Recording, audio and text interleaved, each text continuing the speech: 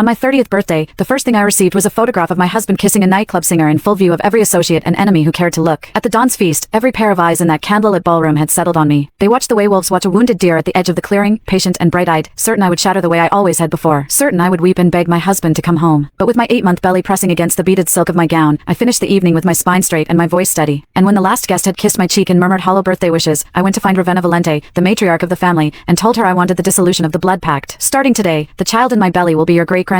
But it will have nothing to do with Zeno. Ravenna never imagined that I, the woman who had once loved her grandson so fiercely that I would have swallowed poison for him, could stand in front of his open betrayal with dry eyes and a voice like polished marble. She never imagined I would choose to keep the heir but sever the father. She didn't know that from the moment I learned I was carrying this child, Zeno had been keeping company outside our home. Young models, minor actresses from the entertainment fronts, women who smelled like other men's cigarettes and cheap champagne, cycling through his private suite at the social club like a revolving door. Every time, I had sobbed. I had screamed. I had stood in the foyer of the Valente compound in my nightgown, pitifully begging him to come home. And every time, the next morning, Zeno walked out with his collar pressed and his jaw set, and the grapevine carried fresh photographs of his mouth on yet another new woman. Last night, because the pregnancy had turned vicious, cramps twisting through my lower back like fists, I called him. What I heard on the other end was not his voice. Not at first. First came the sounds, tangled breathing, a low laugh, the clink of a glass being set down. Zeno. A woman's voice, throaty and sweet as poisoned honey. Tell me, between me and that woman, who holds more space in your heart? I pressed the phone harder against my ear. I heard him clearly, the man who had once sworn before God and the matriarch that he would protect me until his blood ran cold. His voice was thick, heavy with want. Of course it's you. That woman was dull from the start. After she got pregnant, she puffed up like a pig. Just seeing her makes me want to throw up. In that moment, the baby in my belly went still, and the heart in my chest went quiet too. Since Zeno was no longer the Zeno who had once cared for me, I chose to cut away the father, keep the child, and hand him back his freedom. Only after I truly disappeared did he lose his mind searching for me. On my 30th birthday, the first surprise I received was a photograph that spread across the grapevine like wildfire. In the image, Zeno had his hand wrapped around the back of a woman's neck, pulling her into a kiss. She was Maeva Lazari, a singer at a lounge connected to a rival outfit. The photograph had been taken at a public venue, deliberately, brazenly, as if he wanted the entire underworld to see. But an hour earlier, he had been kneeling in front of me in our bedroom at the compound, pressing his lips to my swollen stomach, whispering promises to the child inside. Every guest at the feast turned to look at me at once. Some faces held pity, most held the barely concealed hunger of people who had come to watch a fire burn. Signora. The household courier had sweat beading at his temples. He pulled the phone from the table and stepped to the side, shielding the screen with his body. Do you want me to shut this down? I can make the calls. Have the image scrubbed. He kept his voice low, careful, the way one speaks near a woman who has shattered before and might shatter again. He was thinking of the baby. My voice was calm. No need. Just go ahead and cut the cake. His throat worked. Should we not wait for the dawn to return? I shook my head. No need. The room shifted. The spectators who had arranged themselves for the show went still in their chairs, wineglasses suspended halfway to their lips. Someone had placed that photograph in front of me on purpose. Someone in this very room had wanted to watch me fall apart, sobbing the way I had every other time. They had expected the performance, the tears, the spectacle of the Don's pregnant wife losing her dignity in front of the entire family, but I did not give it to them.